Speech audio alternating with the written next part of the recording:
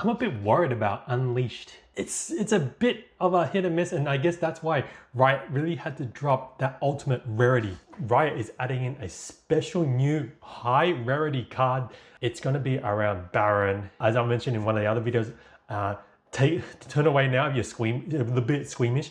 Literally, this card kind of looks like that alien from Aliens where the little mouth thing comes out, right? Kind of creeped me out there, but I love the tsunami effect of it. I think it's really cool that they're trying to mend that in. One of the other creators there on YouTube, they did make a very interesting mention that I totally forgot about. It's like, if this is the most ultimate rare card where it's like 0.1% or less of hitting it, why is it not the artist's signature on it as well? That's a very good point. Totally forgot about that. And so I think there's a missing point there, unless Riot want to hold that as a card for them later on to chuck it in again to make it even rarer of the rarer of the rarer, right? Type there. And so, yeah, so I think the fact that this card exists and it's going to be not in every set as well for this type of rarity, I think Riot played that card very early on, which makes me kind of look at Unleashed and go, I wonder if it's because it's kind of looking like not the greatest set.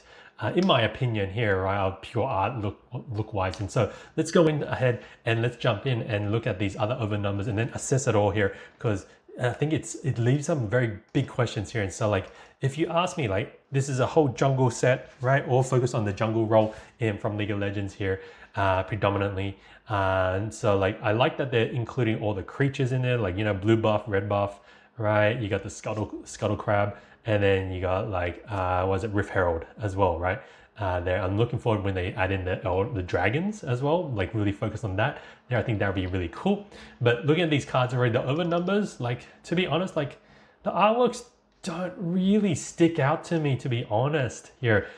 It could be because I never really liked to play jungle. I thought it was very confusing what to do here. And it's all about timing and working through a route, right, of killing mobs to level up as quick as possible, in my simple terms of understanding. But there's only like a few cards here that I think they could do well, but overall I feel like it's not like what I would like.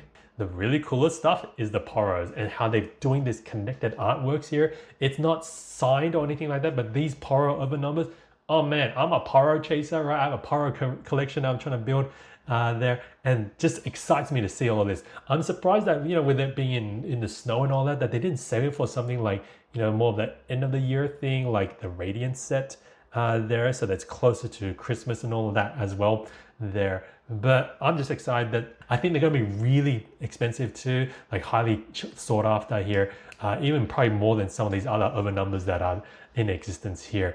And so I think it's going to be really cool to go chase that. So they've done a really good job including that. Therefore, people, you know, look, I'm not a player, so I don't know if the Poros are very, very good to play with, but I think for collectors, I think it's super cool, right? That they've included this and they made it connecting art work as well. And so when I look at these other cards here, like, you know, the Rengar looks cool, right? Pyke, right? I like Pyke because he reminds me of Scorpion. He's got that hook thing, right? There. And look, his card, like, I think it looks okay. I don't really like a lot of these signatures sometimes, right? I think it just looks really looks like some, like, a child wrote this. Sorry about against you know, the artist here, like Kindle Jack. You know, not paying you out or anything, but I was just like, I think there should be like something, like, I like the love heart that was on the Ari in Spirit Forge here. I thought that was really reminiscent and aligned a lot with the card here. And I think there's just a lot of times the signatures just aren't really like, kind of like makes me just not want the signature one, but it's annoying because it's got that weird thing there of it being more rare, right? The Vi, right? I think this one is a very interesting card. I don't really dig it too much here, maybe because I'm a cat lover and these are dogs, right? There, but yeah, like, I think some of these cards here, probably the ones that stick out to me are like, you know, the Ivan, right? Ivan, like, this is the Groot equivalent. It just looks awesome, right?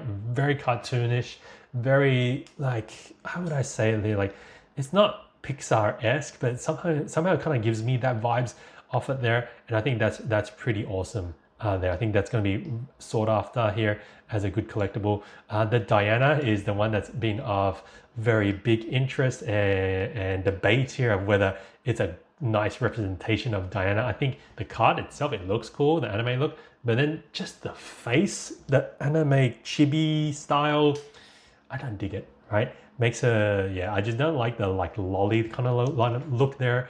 It just makes it look too young, and it's just not the character itself there. I think some of the alternate art cards are even better there. Then you got LeBlanc, right? People are saying this is like a very, some people complaining about it's a cheap knockoff of like, Subservience, right? The Megan Fox video movie, and then some other ones like a very typical art thing that you see some once in a while. But LeBlanc will probably still be doing well, right? Like this card will still do well. It's one of the most popular champions played by Faker, and so like I think it's going to be probably the outside of the Baron, right? I reckon it's probably LeBlanc's probably going to be the biggest chase there that does really well. The Kha'Zix, right, is pretty sweet. I think this is actually a very nice card. I think it would be really cool to see this in person here. So that's with the over numbers here.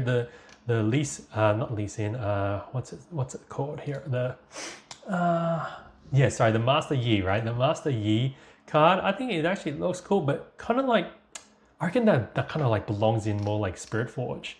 Yeah, just that kind of like art style there. But like that's super interesting here for me to see that there. So like over numbers, yeah, I didn't think they were okay. They were that great there. But then some of these like alternate art ones are really beautiful, like the Jin card, right? The Lilia is really beautiful too. Like Diana's got some cool ones in here, right? I like this cyborg like Master Yi. I always like the sci-fi type of look there as well. The Blanc, right? Like this one's a really cool card here. Just really like that. Even this Master Yi one, tempered one, the alternate art ones are very nice, very cool. Like I feel like some of these alternate art ones, and I'm excited because the alternate arts are nice, right? Means they're probably going to be cheaper as well to get into it here, right? Like this LeBlanc one, just reminds me of what's that X-Men, right? I forget her name, the Frost, like Emily Frost or something it is, right? There. It's just really cool looking cards. I think that really give good vibes. That I think give a lot of great options, and this is why I like Riftbound really well. It just gives a lot of really cool options. Even this Ivan one, the sci-fi like look here, I think it's just so nice.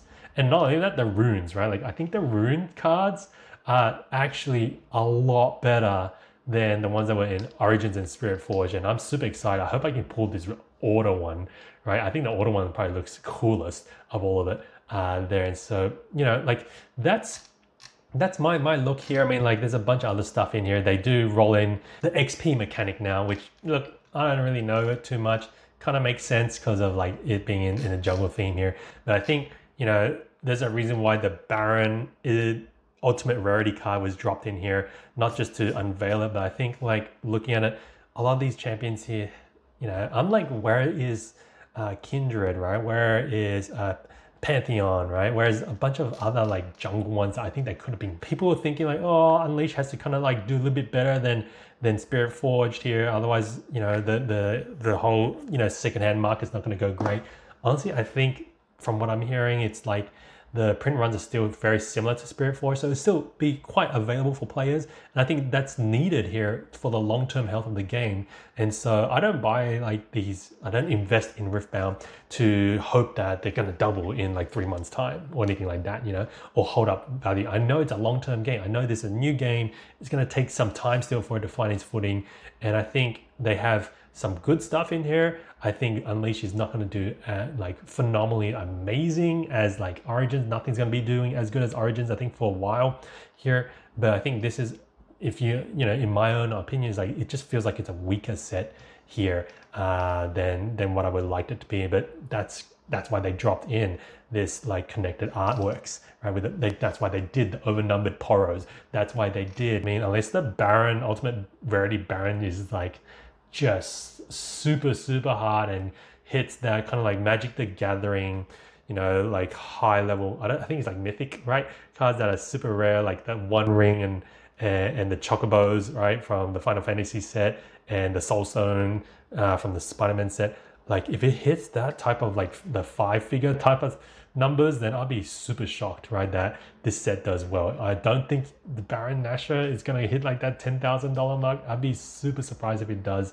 there. I think it'll be like, you know, top chase card there, but we'll see how it goes. And guys, hopefully that helped you guys understand what's happening here. These are my perspectives on what I think about Unleashed, but I'd love to hear about your perspectives and what's your favorite card out of Unleashed here. I'm literally gonna go all hard in on like trying to get all the Poro cards because I think they're amazing. I love Poros here, and so I'm super excited about that there. And you know, I'd love to hear from you what you guys think, so drop it down below. Of course, if you found some good value out of this, make sure you subscribe if you found some great value in this video here, and looking forward to more videos around Riftbound and Pokemon when it comes to investing and collecting in that way. This is Richard. Talk to you again. This is Richard. Bye for now.